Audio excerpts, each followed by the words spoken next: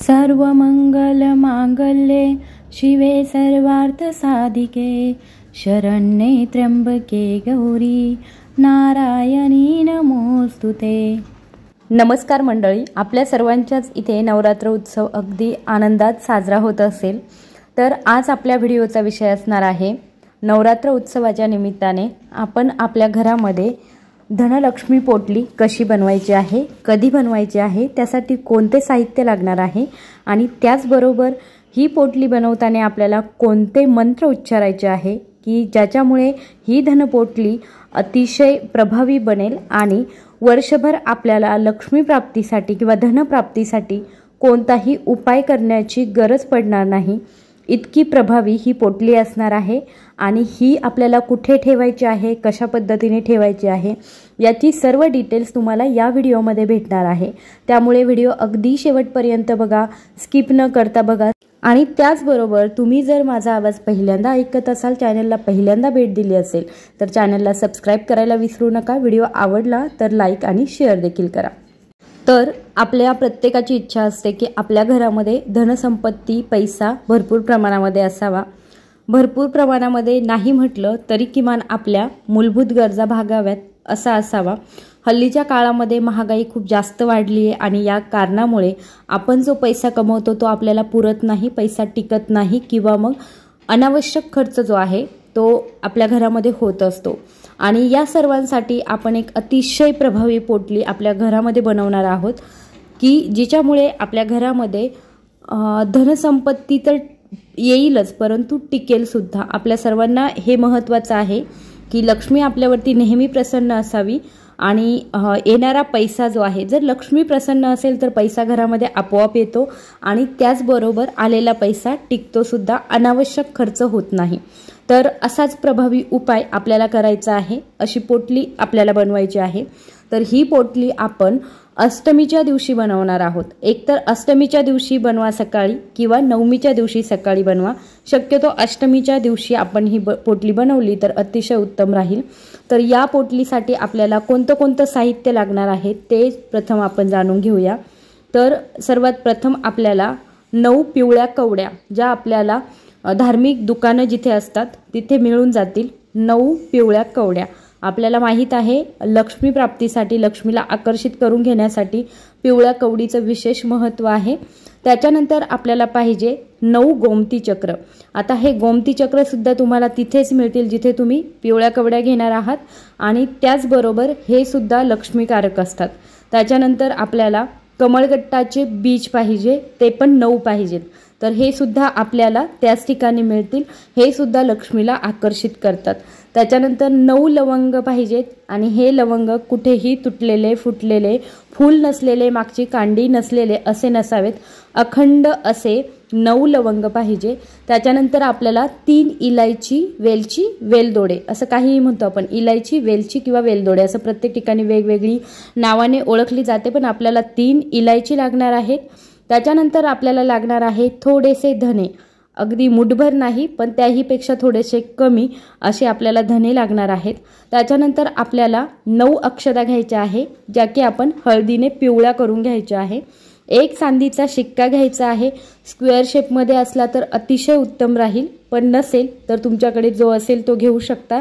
नाहीतर या दिवसासाठी खास असा चांदीचा शिक्का किंवा चांदीची एखादी काडी कमी पैशांमध्ये जसं तुम्हाला मॅनेज होईल, म्हणजे तुमची परिस्थिती जशी असेल त्याच्यानुसार 1 चांदीची काडी किंवा चांदीचा शिक्का तुम्ही घेऊन यायचा आहे। या सर्व गोष्टी ज्या आहेत त्या आपल्याला ही लक्ष्मीकारक धनलक्ष्मी पोटली जी आहे ती बनवण्यासाठी लागणार आहे। आता हा उपाय आपल्याला अष्टमीच्या किंवा नवमीच्या दिवशी सकाळी करायचा आहे। तर आपल्याला सर्वात प्रथम काय करायचं आहे, या सर्व वस्तू ज्या आहेत त्या अगोदरच घरामध्ये आणून ठेवा, तुम्हाला अष्टमीच्या दिवशी हा उपाय करता येईल किंवा नवमीच्या दिवशी। सर्वात प्रथम आपल्याला तुपाचा दिवा लावून घ्यायचा आहे। आपल्या सर्वांना माहीत आहे लक्ष्मीला प्रसन्न करून घ्यायचा असेल तर तुपाचा दिवा महत्त्वाचा मानला जातो, नसेल तर तुम्ही तेलाचा लावू शकता। ही पोटली आपल्याला आपल्या देवघरासमोर बसवून बनवायची आहे।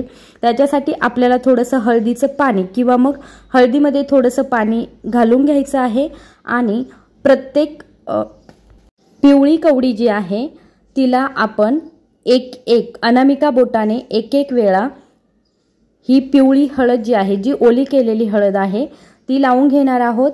या प्रत्येक वेळी आपल्याला एक मंत्र म्हणायचा आहे। मंत्र मी तसा डिस्क्रिप्शन बॉक्समध्ये देईल, तुम्ही लिहून घेऊ शकता। ओम श्रीम नमः, ओम श्रीम नमः, ओम श्रीम नमः, ओम श्रीम नमः। हा जो मंत्र आहे म्हणजे एकच मंत्र आहे, ओम श्रीम नमः, इतकाच हा मंत्र आहे। तुम्ही 9 वेळा कवड्यांना हळद जेव्हा लावत आहात तेव्हा तुम्हाला 9 वेळा हा मंत्र म्हणायचा आहे। त्याच्यानंतर 9 गोमती चक्र आहेत आपल्याकडे, तर त्यावेळी सुद्धा आपल्याला ओम श्रीम नमः या मंत्राचं 9 वेळा उच्चारण करायचं आहे। आणि लक्षात ठेवा, अनामिका बोटाने आपल्याला हळद लावायची आहे। हळद ओली असायला हवी आणि ही हळद लावताना आपण एक गोष्ट लक्षात ठेवायची, एकदाच बोट बुडवून घेतल्यानंतर तीच हळद आपण वारंवार दुसऱ्या कवडीला अशी लावायची नाही, तर प्रत्येक वेळी नवीन बोट बुडवून घ्यायचं आणि मग ही हळद लावायची। ओम श्रीम नमः या मंत्राचा जप करायचा। त्याच्यानंतर एक महत्त्वाची गोष्ट, माझ्या व्हिडिओमध्ये तिथे 7 कवड्या तुम्हाला दिसत आहे, पिवळ्या कवड्या, तर त्या चुकून माझ्याकडे 7 आलेल्या आहे, परंतु जेव्हा खास उपाय करायचा आहे अष्टमीच्या दिवशी तेव्हा मी त्या घेऊन येईल। तुम्हाला उपाय करायचा असेल त्या दिवशी आपल्याला 9च पिवळ्या कवड्या लागणार आहेत। याच्यानंतर आपल्याला लागतो तो म्हणजे एक लाल रेशमी कपडा। जर लाल रेशमी कपडा नसेल तर तुम्ही एखादा लाल कपडा जो आपल्या देवपूजेच्या साहित्यामध्ये आपल्याला मिळतो, म्हणजे आपण देवपूजेच्या दुकानामध्ये किंवा देवपूजा करण्यासाठी, देवांची मांडणी करण्यासाठी जसा लाल कपडा घेतो तर तसा कपडा असेल तरी सुद्धा चालेल, फक्त कपडा जो आहे तो कोरा असावा। आणि त्या कपड्यावरती आपल्याला या सर्व वस्तू ज्या आहेत त्या अशा ओपन ठेवायच्या आहे, म्हणजे ही पोटली जी आहे ती आपल्याला लगेच बांधायची नाही। तुम्ही पोटलीमध्ये सुद्धा ठेवू शकता किंवा मग एखाद्या लाल कपड्यावरती सुद्धा ठेवू शकता। इथे आपण तुपाचा दिवा लावलेला आहे। त्याच्यानंतर आपल्याला काय करायचं आहे, नैवेद्य दाखवायचा आहे। आता नैवेद्यामध्ये तुम्ही काहीही दाखवू शकता, म्हणजे अगदी साखर दाखवली तरीही चालेल, नाहीतर लक्ष्मीचा सर्वात आवडता पदार्थ आहे तो म्हणजे खीर। पांढऱ्या रंगाची खीर आपण दाखवायची आहे। त्याच्यामध्ये 2 काड्या केसर घातलं तर अतिशय उत्तम, लक्ष्मी अतिशय प्रसन्न होते या प्रसादामुळे। अष्टमीचा दिवस आहे, अष्टमीच्या दिवशी आपल्याला कन्यापूजन सुद्धा करायचं आहे आणि याच दिवशी आपल्या घरामध्ये खीर तर बनणारच आहे, तर तुम्ही ती खीर जी आहे ती सुद्धा नैवेद्यामध्ये लक्ष्मी मातेला, दुर्गा मातेला दाखवू शकता। तर अशा पद्धतीने आपल्याला या गोष्टी ज्या आहेत, या सर्व गोष्टी आपण अशा पद्धतीने लाल कपड्यावरती देवी समोर, आपली जिथे आपण घटस्थापना केलेली असेल तिथे, किंवा मग तुमच्याकडे लक्ष्मीचा फोटो असेल तर तिथे आपल्याला या वस्तू अशा पद्धतीने ओपन म्हणजे देवतेसमोर आपल्याला ठेवायच्या आहेत। त्याच्यानंतर काय करायचं आहे, आपल्याला नैवेद्य दाखवायचा आहे आणि आपल्याला हात जोडून विनंती करायची आहे लक्ष्मी मातेला की माझ्या धनसंबंधी जे पण प्रश्न आहेत वर्षभरामध्ये मला कधीच असे प्रश्न पडून देऊ नको, किंवा माझ्यावरती कर्ज आहे तर ते कर्ज कमी होऊ दे, मी त्यासाठी अतोनात प्रयत्न करत आहे। लक्षात ठेवा, आपण उपाय करतो आणि प्रयत्न नाही करत तरी सुद्धा चालत नाही। प्रयत्न करा, यश बरोबर येतं, परंतु जर कुंडलीमध्ये काही दोष असतील आणि त्या कारणामुळे जर आपल्याला यश येत नसेल तर आपण असे उपाय नक्की करू शकतो, त्यांचा चांगला प्रभाव नक्की पडतो। तेव्हाच हा उपाय करा जेव्हा तुम्ही कष्ट करत असाल त्या गोष्टीसाठी, आणि मगच उपाय करा। त्याच्यानंतर आपण अशा पद्धतीने पोटलीमध्ये, म्हणजे पोटली बांधायची नाही, ओपनच आपल्याला अशा पद्धतीने सर्व साहित्य ठेवायचं आहे। त्याच्यानंतर आपल्याला आपली समस्या देवीसमोर मांडायची आहे, प्रार्थना करायची आहे की ही समस्या दूर व्हावी, आणि त्याच्यानंतर आपल्याला कुंजिका स्तोत्राचं पठण करायचं आहे। मी या अगोदर सुद्धा एक व्हिडिओ बनवलेला आहे ज्याच्यामध्ये असं सांगितलं आहे की दुर्गा सप्तशतीचा पाठ करणं शक्य नसेल तर तुम्ही कुंजिका स्तोत्राचं पठण करू शकता। न कवचम नार्गला स्तोत्रम कीलकम न रहस्यकम न सूक्तम नापि ध्यानं च न न्यासो न च वार्चनम कुंजिका पाठ मात्रेण दुर्गा पाठ फलं लभेत अतिगुह्यंतरम देवी देवानामपि दुर्लभम। तर हे कुंजिका स्तोत्राचे काही वाक्य आहेत, याच्यामध्ये सरळ दिलेलं आहे की जे दुर्गा सप्तशतीच्या मध्ये नार्गला स्तोत्र वगैरे आहे किंवा कीलकम स्तोत्र वगैरे आहे, तर ते न करताही आपल्याला जर आपण कुंजिका स्तोत्राचं पठण करत असाल तर तेवढं पुण्य आपल्याला या कुंजिका स्तोत्राच्या पठणाने मिळत असतं। तर कुंजिका स्तोत्राचं पठण यावेळी आपल्याला करायचं आहे। सर्वात सोपी ट्रिक सांगेल कुंजिका स्तोत्र म्हणण्याची। बऱ्याच जणांना उच्चार व्यवस्थित जमत नाही। कोणतंही स्तोत्र मंत्र असतील तर उच्चार व्यवस्थित जमणं फार महत्त्वाचं असतं आणि संस्कृतमध्ये असेल तर खूप जास्त प्रॉब्लेम्स होऊन जातात। अशा वेळी तुम्ही यूट्यूबवरती हे स्तोत्र जे आहे ते लावून द्या। आपल्या समोर सुद्धा एका ठिकाणी ते ठेवा। जेव्हा आपल्याला आवाज येत असतो तेव्हा आपल्याला उच्चार कसे करायचे हे सुद्धा व्यवस्थित समजतं आणि आपण सुद्धा वाचायचं आहे ते आणि ऐकायचं सुद्धा आहे। या दोन्हींचा प्रभाव असा पडतो की आपल्याला व्यवस्थित वाचता सुद्धा येतं त्याच्यामुळे आणि त्याच्यामुळे आपल्याला जरी ते थोडंसं अवघड वाटत असलं तरी ते खूप सोपं होऊन जातं। तर असं तुम्ही नक्की करू शकता। तर हे कुंजिका स्तोत्र जे आहे ते आपल्याला यावेळी ऐकायचं आहे आणि वाचायचं सुद्धा आहे। तुम्ही जर स्वतः वाचू शकत नसाल तर तुम्ही दुसऱ्या कुणाकडूनही वाचून घेऊ शकता। यूट्यूबवर लावून देऊन वाचलं तर अतिशय उत्तम होईल आणि जर तुम्हाला वाचताच येत असेल तर मग टेन्शन नाही, तुम्ही ते व्यवस्थितरित्या वाचू शकतात। तर आता हा उपाय अष्टमीच्या सकाळी करत आहोत आपण। दिवसभर हे साहित्य जे आहे ते आपल्याला दुर्गा मातेसमोर ठेवायचं आहे। दुसऱ्या दिवशी सकाळी म्हणजे नवमीच्या दिवशी सकाळी आपल्याला हे या पोटलीमध्ये भरून घ्यायचं आहे आणि ही पोटली जी आहे ती लाल धाग्याने आपल्याला बंद करून घ्यायची आहे। त्याच्यानंतर आपल्याला ही पोटली जेव्हा आपण तिजोरीमध्ये ठेवत असाल त्यावेळी आपल्याला मंत्र म्हणायचा आहे। ओम महालक्ष्मी नमो नमः, ओम विष्णुप्रियाय नमो नमः, ओम धनप्रदाय नमो नमः।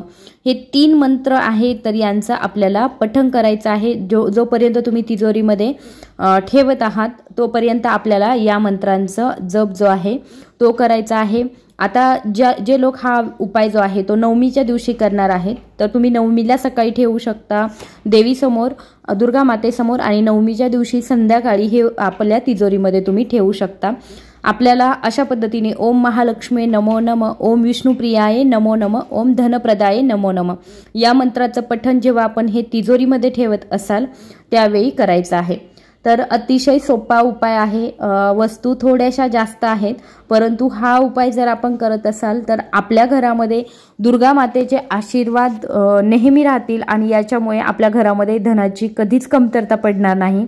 नेहमी आपण उपाय करत असतो आपल्या घरामध्ये धन यावं यासाठी, परंतु हा अत्यंत प्रभावी उपाय आहे। त्यातल्या त्यात नवरात्रीचे दिवस चालू आहेत। नवरात्रीच्या 9 दिवसांमध्ये दुर्गेच्या 9 रूपांची आपण पूजा करत असतो आणि यावेळी दुर्गेची रूपं जी आहेत ती जास्त प्रभावी बनलेली असतात आणि त्याच्यामुळे आपण असे उपाय जे आहेत ते जर या 9 दिवसांमध्ये केले तर त्याचा 100% प्रभाव जो आहे तो पडत असतो। तर अशा पद्धतीने ही पोटली आपल्याला आपल्या तिजोरीमध्ये स्थापित करायची आहे अगदी पुढच्या वर्षीपर्यंत। आता तुम्ही म्हणाल की मग पुढच्या वर्षी हिचं काय करायचं ते पण सांगते। पुढच्या वर्षी आपल्याला पिवळी कवडी, गोमती चक्र, कमळगट्टा बीज या गोष्टी जशा आहेत तशाच मिळतील। जर या गोष्टी आपल्याला जशा आहेत तशा नाही मिळाल्या म्हणजे जर त्या चांगल्या नसतील, काही झालेलं असेल तर तुम्ही त्यांना भूमी विसर्जन करून टाकायचं आहे। एखाद्या झाडाखाली त्या आपल्याला मातीमध्ये पुरायच्या आहेत। ज्या गोष्टी खराब असतील त्या, चांदीचा शिक्का तसाच राहणार आहे। अक्षदा, धने, इलायची, लवंग या गोष्टी खराब होऊ शकतात तर या तुम्ही भूमीत विसर्जित करून द्यायचे आहे। बाकी पिवळी कवडी असेल, गोमती चक्र असेल आणि कमळगट्टा बीज असेल हे जर चांगले असतील तर तुम्ही पुढच्या वर्षीच्या धनलक्ष्मी पोटली बनवण्यासाठी या गोष्टी पुन्हा वापरू शकतात। या खराब होत नाही आणि जर कमळगट्ट्याची बीज जे आहेत ते खराब झाले तर ते सुद्धा तुम्ही भूमी विसर्जित करून देऊ शकता। पण हे आपल्याला पुढच्या वर्षी वर्षभर आपल्याला हे असं ठेवायचं आहे। पुढची जेव्हा अष्टमी आणि नवमी येईल त्यावेळी तुम्ही या गोष्टी ज्या आहेत त्या बदलवायच्या आहे। अशीच पोटली आपल्याला पुन्हा सुद्धा बनवायची आहे। जेव्हा तुम्ही हा उपाय कराल आणि त्याचे रिझल्ट बघाल तेव्हा तुम्ही पुन्हा अशी पोटली नवरात्रीच्या दिवसांमध्ये नक्की बनवाल। आय होप की हा व्हिडिओ तुम्हाला आवडला असेल तर नक्की व्हिडिओला लाईक करा, शेअर करा आणि सबस्क्राईब करायला विसरू नका। धन्यवाद।